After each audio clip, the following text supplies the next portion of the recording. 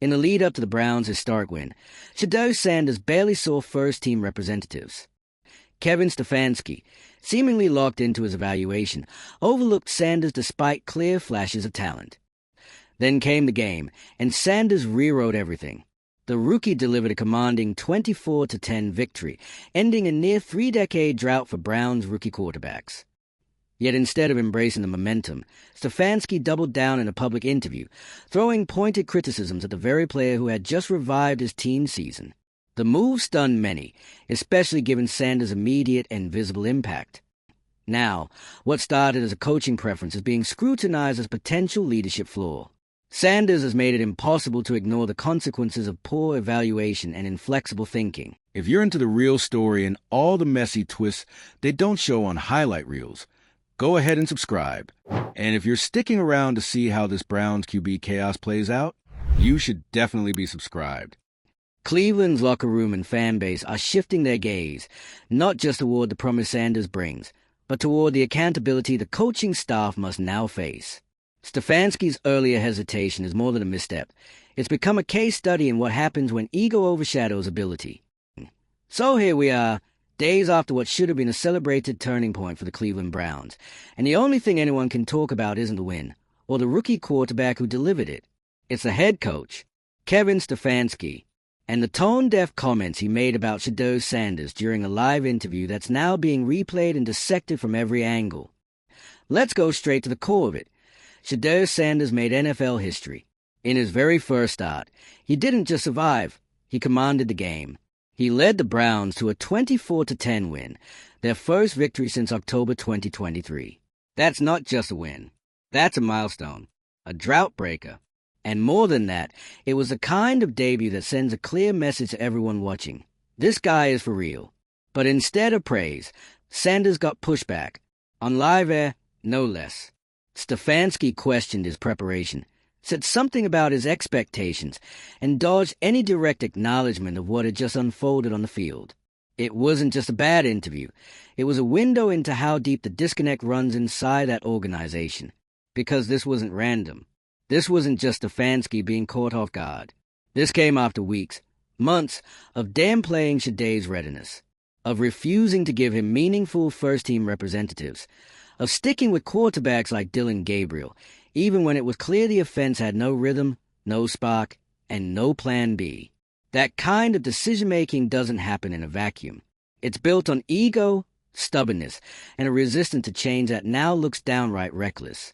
And when the guy you've been ignoring ends up being the one who saves the day, that's not a coaching win. That's a coaching exposure one. Because let's be clear, this wasn't a we-got-lucky kind of game. Shedeur Sanders didn't stumble into a win. He earned it. He made smart throws, protected the ball, showed pocket awareness, and led with a kind of calm you usually only see from vets. It wasn't flashy, but it was solid, confident, and exactly what the Browns have been missing. And Stefanski's response? To basically say, yeah, but we'll see. That tells you everything. There's a kind of coaching that's rooted in fear. Fear of being wrong. Fear of being outshined. Fear of losing control.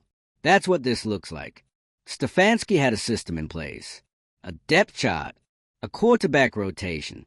A set of expectations based on draft status and perceived readiness. And Shedeur Sanders blew it all up in 4 quarters. So now the narrative isn't about Sanders' poise or the fact that he snapped one of the most embarrassing rookie QB droughts in modern football history.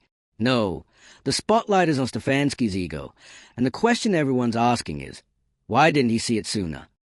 Because this wasn't some hidden gem situation. This was a guy showing promise in camp, carrying himself like a leader, and still getting shuffled to the side. Every step of the way, the staff played it safe. Sanders was labeled developmental, treated like a long-term project instead of someone who could make an immediate impact. Meanwhile, the team kept losing. The offense looked lost, and fans were left wondering why the obvious answer was sitting on the bench. And now that Sanders has proven he's capable, Stefanski still can't let go. That's not strategy. That's insecurity. You've got a quarterback who walked into a pressure cooker situation on a team in crisis and delivered a clean, decisive win. That should have been a unifying moment, a rally point. The second where the coach steps up owns the past, and says, "We got it wrong, but we're moving forward." But that's not what we got. What we got was deflection, criticism, a calculated attempt to downplay what had just happened so the coaching staff didn't have to admit they were late to the party. And now, the locker room sees it. The front office sees it. The fans? They definitely see it. Because it's impossible to miss when your coach is more interested in being right than being real. There's a real danger in that mentality. Because when you're unwilling to acknowledge your own misjudgment, you start undermining the very thing that's working. That's what Stefanski is flirting with now. Sanders isn't just playing well. He's shifting the entire tone of the team. Players respond to leadership, and Sanders is giving them a reason to believe. He's giving Cleveland a reason to believe. And every time Stefanski hedges, delays, or critiques instead of celebrates, he chips away at that momentum. Let's not forget, the Browns have been in quarterback hell for decades. A revolving door of short-term answers, high-stakes gambles, and forgotten names. And now, they finally have someone who doesn't just play the position. He owns it. And instead of leaning in, the coach is dragging his feet. That's the kind of decision-making that doesn't just lose games. It loses locker rooms. At some point, you have to ask, is Kevin Stefanski really the guy to lead a team built around Shedeur Sanders? Because that's what this is now. That's where the future is headed. The rookie is rising, the fan base is energized, and the excuses are running out. If the coach can't adapt to that, if he's too locked into a system that nearly cost him this player altogether, then maybe the problem isn't the quarterback situation. Maybe it's the coaching philosophy itself. This whole episode has been one long cautionary tale about the cost of coaching ego, about how quickly things can unravel when a leader refuses to admit they were wrong, and about how one player's success can shine an uncomfortable light on all the ways the system tried to hold him back. Because Sanders didn't just defy expectations, he exposed them. And if the Browns want to get serious about building something real, something sustainable, then they need to stop protecting bad decisions and start empowering the right ones. That start with acknowledging what Shedeur Sanders has already proven. He's not a fluke. He's not just a hot hand. He's a quarterback who was ready before the coach ever believed in him. Now the ball's in Stefanski's court. He can either double down on the defensive posture, keep tiptoeing around Sanders' success, and risk losing the one good thing this season has produced. Or he can finally do what leaders are supposed to do, admit the misread, adjust, and support the guy who's clearly changed the game. So what do you think? Has Stefanski already lost the locker room? Was his live interview a revealing mistake, or a preview of deeper issues behind the scenes? Should Shedeur Sanders already be the face of the franchise? Drop your thoughts below. Like if you've had enough of coaching politics, share if you're all in on the Sanders era, and make sure you're subscribed. Because if this is where the Brown season starts to turn, you're not going to want to miss what happens next. And here's where the silence starts to speak louder than any headline. Because ever since that interview dropped, ever since Kevin Stefanski's now infamous critique of Shedeur Sanders went live, there's been a weird tension hanging over Cleveland.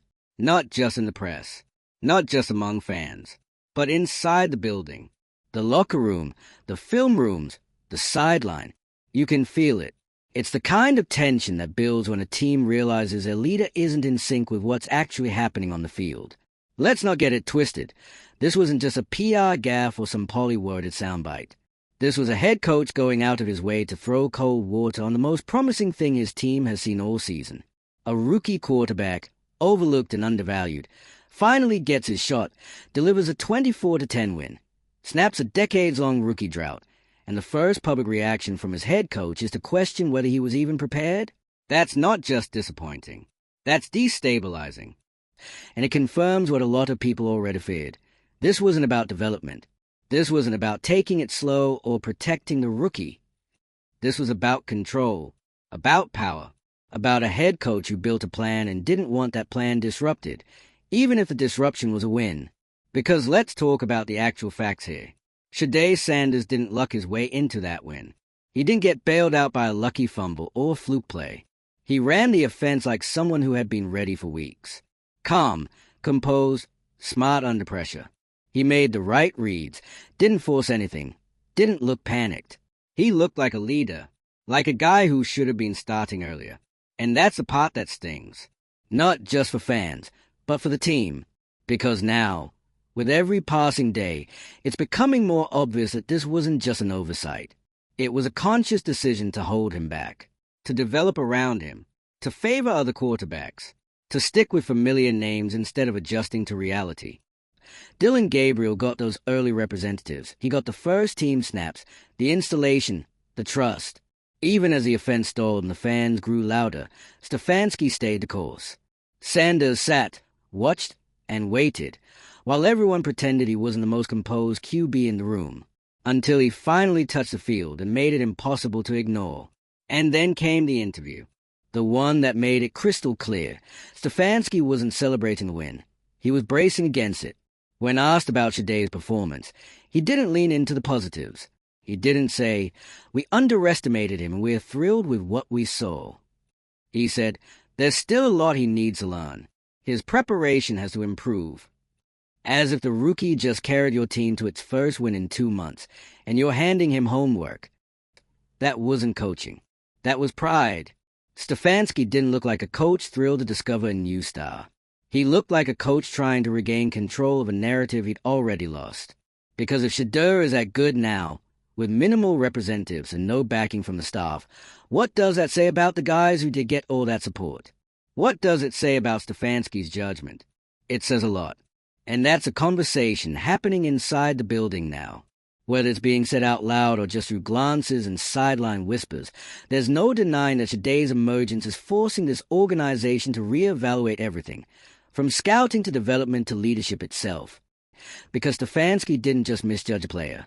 He misjudged a tone-shifting quarterback, a guy who walks into a franchise with a heavy history and brings calm, poise, confidence. Guys like that don't just make your team better. They become your identity. And Stefanski didn't see it. Or maybe he did, and just didn't want to admit he was wrong. Which, by the way, is becoming a bigger theme than anyone wants to say out loud. This isn't the first time Stefanski's been slow to adapt. His track record has always leaned toward caution, toward protecting his system. He trusts his prep, his structure, his flowchart of progressions. But the NFL doesn't run on plans. It runs on moments. And when that moment arrived, when Shedeur Sanders lit a fire under stagnant offense, Stefanski couldn't pivot. He couldn't let go of what he thought was supposed to happen. And now, the Browns have to ask themselves, can we afford to keep playing by a plan that keeps ignoring what's actually working? Because the locker room is shifting. You can feel it. Players know when someone owns it. They saw the way Sanders carried himself, the way he stayed locked in during weeks of being sidelined, the way he never lashed out, just waited, studied, stayed ready. And when his number was called, he delivered. That earns respect, not just from fans, but from teammates. And that's where Stefanski's interview did more damage than he probably realizes. Because when you minimize a performance like that, when you nitpick instead of praise, you're not just talking to reporters. You're talking to your team. And what they heard was, "I don't trust him yet." Which is wild, because he just won you the game. It also reveals a much bigger problem. The longer Stefanski resists this momentum, the more out of step he becomes with the team is supposed to be leading. Because Shedeur is not going away. This isn't a temporary hot streak. This is a player who already commands respect from the room and poise on the field, and has a fan base completely behind him. So now, Stefanski is left in a no-win situation. If he doubles down, he alienates the team. If he pivots now, it looks like he's only reacting because of pressure, not belief. And either way, he's already burned the chance to be seen as a guy who empowered Sanders in the first place. The opportunity to own that decision? Gone. All that's left now is accountability. The Browns need to make a choice. Are they building around a coach's plan or a player's performance? Because those two things are no longer aligned. And in the NFL, when that happens, it usually ends with one of them getting shown the door. Sanders has proven he's not just a developmental project. He's not someone you work into the system. He is the system now. He's the reason Cleveland won. He's the reason the offense looked alive. And whether Stefanski likes it or not, he's the reason fans finally believe something real might be happening in this franchise. So now, all eyes are on what happens next. And if you think the firestorm around Kevin Stefanski's interview is dying down, think again. This isn't one of those media cycles that burns fast and fades. No, this one has teeth. Because at its core, it's not just about what Stefanski said. It's about what he revealed, about his mindset, about his leadership, and about how dangerously close the Cleveland Browns are to letting ego tear down what could finally be the foundation of a winning team. Let's go back to the root of this mess. For months, the Browns looked like a team in a fog. The offense was predictable, flat, lifeless. No rhythm, no urgency, no spark. And still, Stefanski stuck with a plan, trusted his evaluations, played it safe, over and over, even as the losses piled up, even as the fans grew restless. Stefanski kept betting on his system instead of adjusting to the players he had. And the one player who might have changed everything, Shedeur Sanders, was left watching from the sideline, despite showing flashes in practice, despite carrying himself like a leader, despite teammates quietly recognizing that he had something. Stefanski ignored it, passed him over, didn't give him first-team representatives, didn't design packages for him, didn't even give him a fair look. That's not strategy. That's fear. Fear of disrupting the depth chart. Fear of questioning the coaching process. Fear of what it might say if the guy the staff labeled not ready turned out to be the one more ready than anyone. And then, Shedeur got his chance. And everything changed. The moment he took the field, the tone shifted. The offense had life. Not flashy, not chaotic, just focused, in control. And for the first time in a long time, Browns fans saw a quarterback who didn't just react to the game. He commanded it. That 24-10 win wasn't an accident. It was a message, not just to the league, but to the building. And Stefanski? He heard it. You could see it in his face during that post-game interview. He wasn't celebrating. He was clenching, scrambling to take back control of a situation that had just slipped out of his hands. Instead of praising Sanders for leading the team to its first win in nearly 2 months, Stefanski criticized him, questioned his preparation, said there were things to clean up, called his expectations misaligned. That's not constructive feedback. That's resentment. Because when a coach goes out of his way to downplay a player's breakout moment, especially a player spent weeks overlooking, you're not just witnessing a personnel issue. You're witnessing a power struggle. And Stefanski's losing it. The fallout has been immediate. Internally, there's growing unease. Front office decision-makers have to now ask hard questions. Why was Shedeur buried on the depth chart? Why weren't we developing him from day one? How many games could we have won if the staff had just trusted what they saw instead of clinging to preconceived? And outside the building, the fan base is on fire. This city has been starved for quarterback hope for decades. They've watched names come and go. Overhyped, overpaid, underprepared, and ultimately forgotten. And then, finally, a rookie shows up, looks like the real deal, and gets dismissed in real time by his head coach? Yeah, that doesn't sit well in speaking. The most damning part of all of this isn't Stefanski's words. It's the context behind them. His resistance to change. His unwillingness to own the misjudgment. The fact that even after being proven wrong, he still can't bring himself to acknowledge the obvious. And here's the ugly truth. That kind of coaching stubbornness, it's contagious. It starts with personnel decisions, and then it seeps into the culture. It tells players that performance doesn't matter as much as favoritism. That who you are in the system matters more than what you do on the field. That's how teams lose their edge. That's how they lose the locker room. Because players notice. They always notice. They saw how Sanders handled himself while waiting. Quiet. Composed. No leaks to the media. No passive-aggressive interviews. Just focus. Preparation. Leadership. And when his number was called, he delivered. Not with arrogance, but with execution. And instead of being celebrated, he was scrutinized. That's the kind of moment that can fracture a team. Because if Shedeur can do everything right and still get questioned, what hope is there for anyone else? The Browns are now staring down a decision that's bigger than X's and O's. It's about who they want to be moving forward. Do they want to be a team that adapts, evolves, and puts winning above ego? Or do they want to double down on a coaching regime that clearly missed a moment and is still pretending it didn't happen? Because this is a moment. And if they blink, if they hedge, if they waste more time playing it safe, this season could slip through their fingers. Shedeur Sanders is a rare kind of player who doesn't just elevate a team, he forces it to grow. His rise demands change, demands accountability, demands leadership that doesn't get defensive when proven wrong. Right now, Stefanski is showing the exact opposite, and the window for him to turn this around, it's closing. Fast.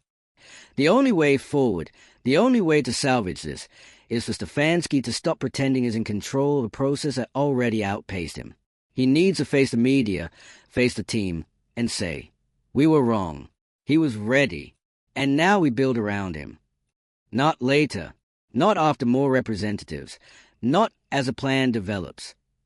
Now, because anything less, anything more evasive, more dismissive, more passive-aggressive, that's going to fracture whatever credibility he has left in that locker room. And if Stefanski doesn't do it, someone else will, whether that's a GM stepping in, or someone higher up in the organization recognizing that this can't be business as usual. Because Shedeur Sanders didn't just earn a second start. He earned the keys to this team, and he did it in spite of every obstacle put in front of him by his own coaching staff. That deserves more than tepid support. It deserves belief. So here's the real question, Cleveland. Is Kevin Stefanski capable of leading this team into the Shedeur Sanders era? Or has he already shown us that his ego won't allow him to follow where the talent is leading? Let us know what you think below. Is it time for a coaching reset? Did Stefanski's interview finally pull back the curtain on why the Browns have been stuck in neutral for so long? Or can he find a way to course correct before it's too late? Drop your thoughts in the comments. Like if you're ready to see Shedeur lead without resistance, share this with someone still defending Stefanski's choices, and subscribe, because something tells us the saga is only heating up.